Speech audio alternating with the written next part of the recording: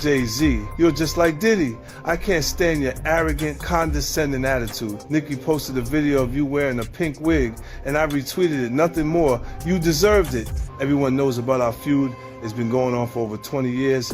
I've seen all your manipulation in the industry, from power struggles to cultural control. In 2015, when Tidal launched, Nicki helped you build it from nobody to a successful platform, and you immediately pocketed her $7.9 million in royalties. Lil Wayne was qualified for the Super Bowl, but you kicked him out of personal grudges. How is that any different from Diddy forcing his artists to sign unfair contracts? Just because Nicki didn't align with him, he resorts to this kind of suppression. You're truly despicable. What's even more interesting is that right after I showed him and his father's photo in the documentary Sean Combs' The Reckoning, you immediately had your lawyer send me a warning letter saying I overstepped my bounds. When you wrote the lyrics to exonerate Diddy back then, why didn't you think about today? You say the film is malicious slander, but why don't you dare sue me for defamation? Because all the evidence I have is true.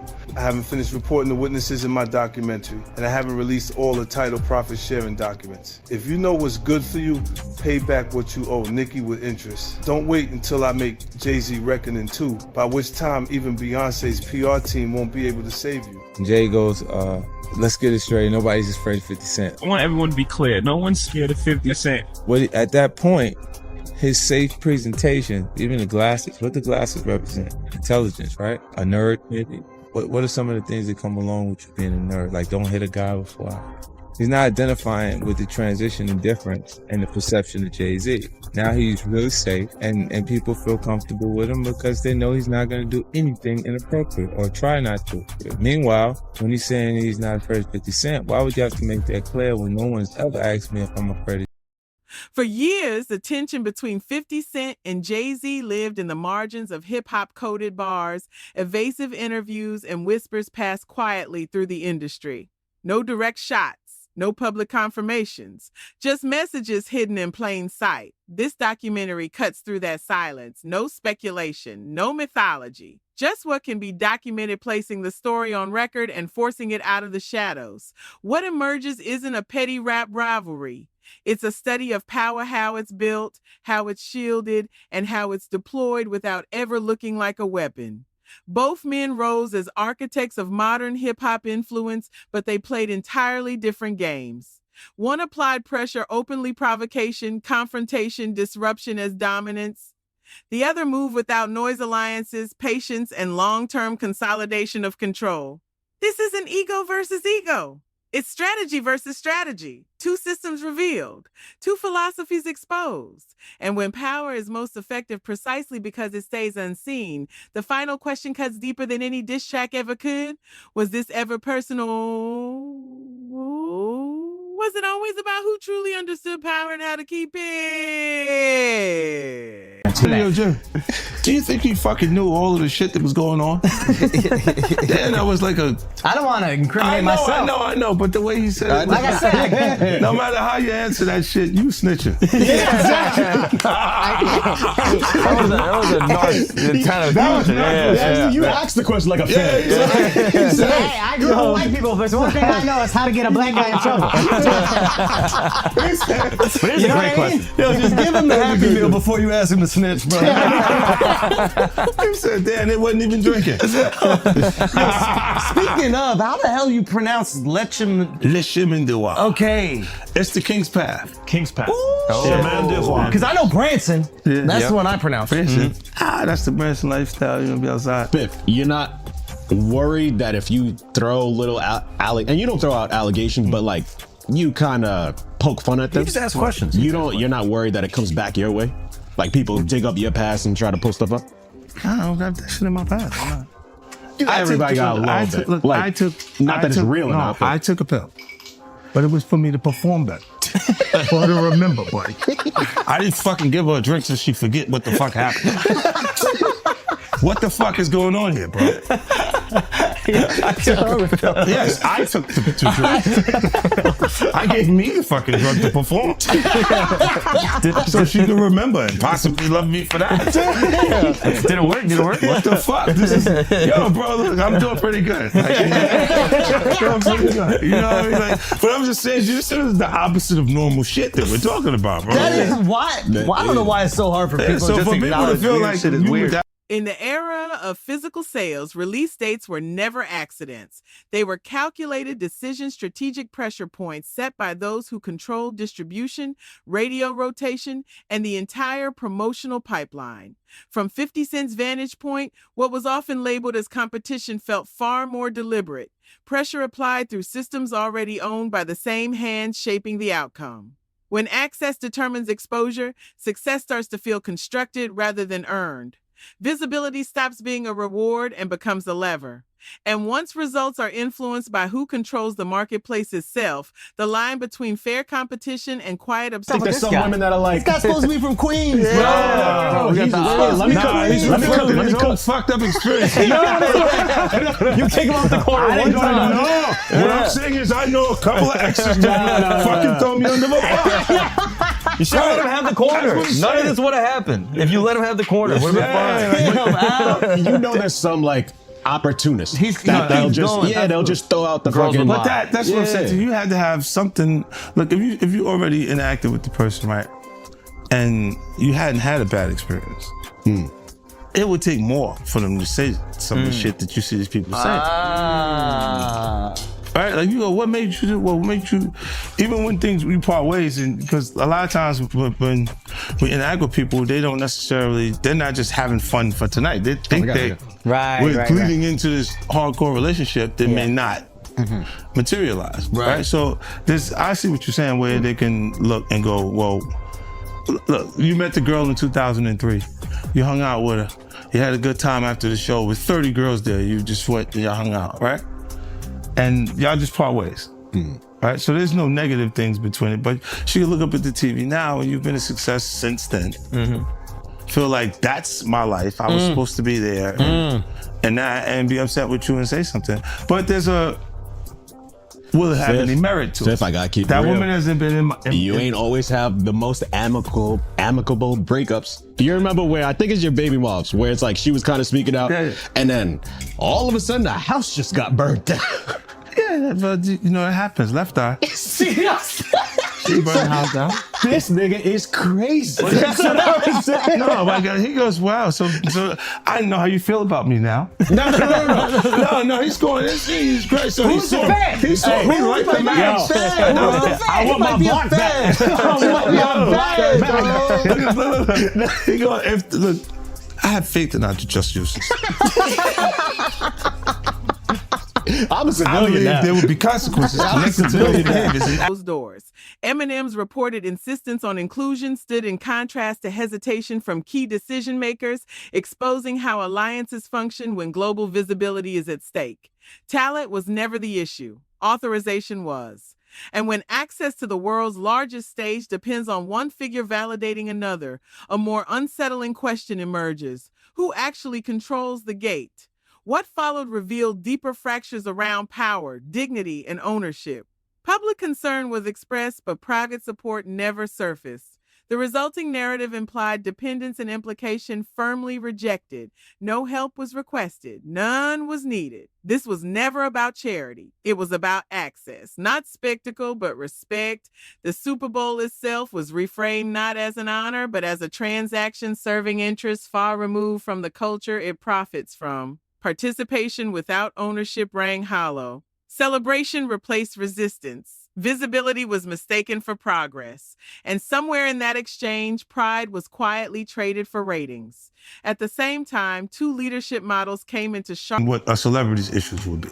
Wait, what is So that? they think all celebrities are doing the same thing. Yeah. Right, and when you see, if I wasn't saying anything, guess what? You could safely say that a person on the outskirts that is not involved in hip hop culture could think that everybody in hip hop culture is with that shit. So by you, you're good, bro. You're fucking good. Yeah. He's protecting hip hop. Yeah. If you don't speak out and make them the weirdos, then they're gonna think everybody's Every like single that. person is like that involved in hip hop culture. Makes you think, did Jay do it? Shut up. He's in trouble. We live in New York, bro. No. Come on. We live here. No, Free Jay-Z. I'm just saying. Shout out Mufasa. We all gonna go and support. Yo, we can all see. You are crazy. That was the craziest thing. I literally. What's bro, the lady at Rock Nation? I gotta send her that. You don't feel like that happened the same day, bro. What's the day came out the day before the next day? I was eating Raisin Bran. Okay, I'm eating Raisin Bran. I got my daughter in my arm. I'm scrolling, right? I see somebody screenshot your shit is Jay and the whole family at the Mufasa fair, and then the comment is 50 Cent. Jay said, they said I the 13-year-old. Let's go watch Mufasa. Everybody get dressed. We're going to see Mufasa right now. I just think it was a good look, like angling yourself as a family man. Yes. But they had to go to the premiere, that bro. was planned already. I'm pretty had to go to the bro. premiere. And I realized that later, but I'm just saying to you, I haven't seen him in a long time. That's all I said. When I hadn't seen him in a long time, and then I heard this shit, and then I looked and I saw Mufasa, I said, whoa. That's all that fucking happened, bro. You think this is at my phone? This is my phone. This is happening at real time. I'm going, yo. He said, yo. You just gotta say everyone gets these jokes, bro. That's what you gotta say. Yeah, no. Rappers, listen, comedians are the new Why do rappers, people- bro. That's Why the do thing. people come to my page, bro? That's true. I know They what wanna I'm say, saying. you know what they said? That is true. Well, you don't think you're gonna happen next? Yeah, this is what they said to me, buddy. Well, you're next, buddy. You're fucking, you're laughing at this. Harper Focus, one built on presence, accessibility, and direct engagement. The other defined by distance, insulation, and strategic elevation. Proximité versus mystique. In a culture born from shared struggle, the question lingers: which approach sustains real influence and which creates separation once success is secured? Silence, too, emerged as a form of power. Absence can shape perception as forcefully as any declaration. When those with influence choose not to respond, restraint is often mistaken for endorsement. Left unchallenged, that assumption hardens into accepted truth. What began as a seemingly light online moment soon fed into this broader reading. A screenshot circulated Jay-Z with his family at a film premiere, and its timing sparked jokes, speculation, and instant commentary. The image was framed as intentional, a signal of stability and values. Later, it became clear the appearance had been scheduled long before. But by then, perception had already settled. In an era of constant visibility, coincidence is rarely granted the benefit of being accidental. Here, humor functioned as both shield and signal. Jokes traveled faster than context, reinforcing the belief that public figures are always performing even in private. Comedy became, while domestic charts shaped the official story, international markets told a quieter, less managed truth, one driven more by demand than by coordination. The documentary challenges the idea that visibility equals dominance, suggesting instead that consensus is often manufactured through marketing spin, synchronized media coverage, and carefully controlled exposure. Viewed this way, cultural authority feels less organic and more engineered. Popularity begins to look like a designed outcome rather than a spontaneous response. And if access rather than audience connection can decide success, the final question becomes unavoidable. What exactly are the charts measuring? Are some women that are like, When he signed that contract, the marriage contract, he got trophies. Now those fucking trophies, trophies came rolling in, buddy. He started getting Grammys left and right, man. I mean, look, if you look at his career, You're gonna let him say that? Jay was getting Grammys. he had one. Exactly. He had And one. he didn't show up. No, he had like 20 now. Hold on. He had like 18 since he been down. Look, he had one, bro. Hard Knock Life. You're not wrong. At the same time. After that, he got them shits. He started drinking. His pictures with him like fucking thinks the cup. Wait a minute. So you're saying the success is derived from the marriage? I've absolutely been treated differently. The accolades. Because from he's the no marriage. longer viewed as what, like a street or gangster rapper. Now he's viewed as a businessman, entrepreneur, family man. And the biggest ones because of the position Beyonce's. Oh, wow. Right? You were connected to the biggest. Jay got it for the music. Jay got it for the music. I'm saying shit you didn't see. He deserved those. I'm sitting there, it's like this, like Black excellence. They're sitting there like, yeah. It's the billionaire brunch. You're like, I hate you, man. unaware of anything going on here. This is the one time I'm gonna be with you niggas this year.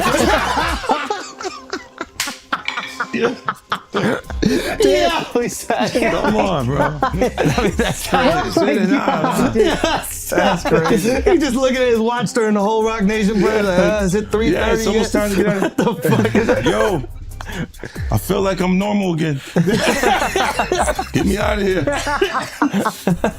Oh, wow. So that's the deal he signed, huh? Yeah, Within this landscape, Jay-Z's partnership with Beyonce is framed as a rare convergence of private life and strategic expansion.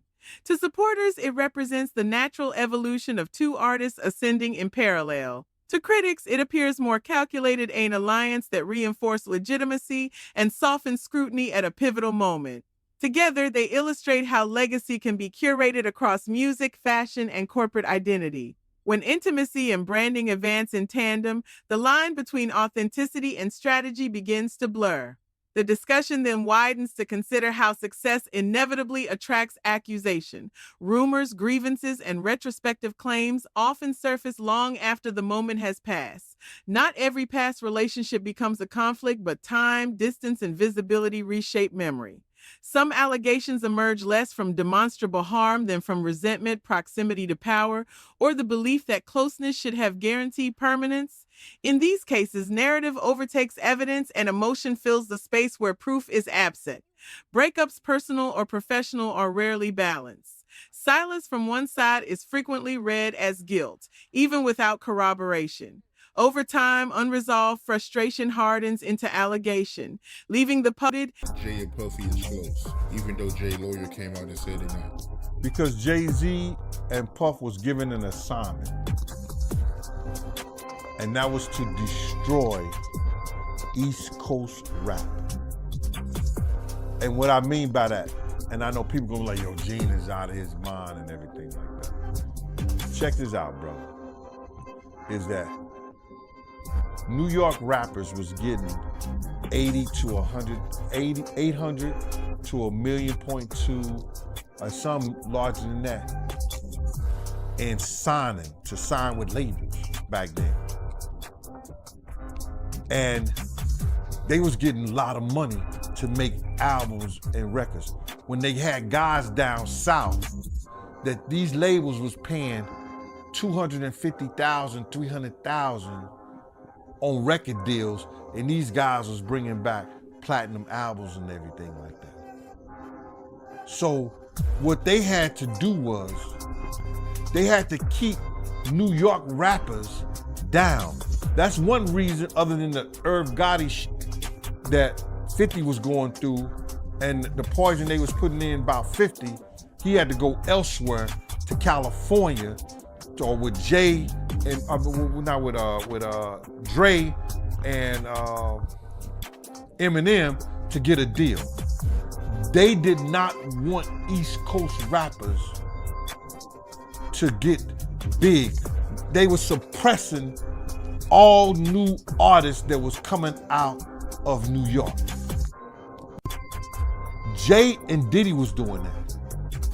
That's why when I heard your story, because I knew this for a long time, but when I heard Dame Dash that Jay wouldn't sign off on nothing, Jay wouldn't do this and Jay would that, because he couldn't let a Cameron blow up. He couldn't let an East Coast rapper like Beanie Siegel blow up. Because him and Diddy was giving that deal, we gotta keep these East Coast rappers down. Because down south rappers, Cash Money, No Limit, Ludacris and them, they was taking little money and bringing back more money and making more money for them.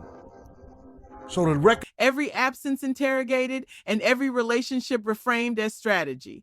The focus shifts away from what actually occurred to who controls the narrative once success becomes permanent and whether truth